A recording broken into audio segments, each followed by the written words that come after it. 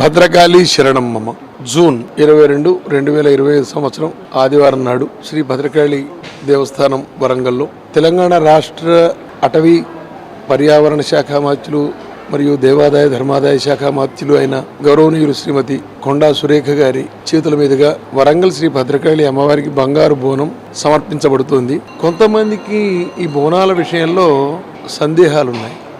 బోనం అన్నం ప్రాణమన్నమపానమాహు వేదం చెప్పింది.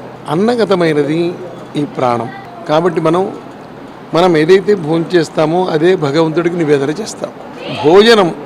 భోజనానికి దేవుడి దగ్గరికి వచ్చేసరికి నివేదన ఏదైనా నివేదిస్తాం. వస్త్రాలు నివేదిస్తాం, సకల ఉపచారాలను స్వామికి నివేదిస్తాం. అట్లాగే అన్న నివేదనం చేస్తాం.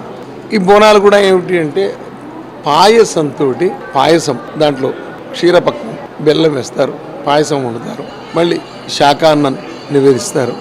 ఇది అమ్మవారికి వాళ్ళే చూపించి ఆలయంలో హైదరాబాద్ మహంకాళి దేవాలయం, మిగతా దేవాలయం పోతురాజు దగ్గర పెట్టడం, ఇక్కడ చాలా స్నపన మండపంలో అమ్మవారి దగ్గర పెట్టడం అనేది ఉంటుంది.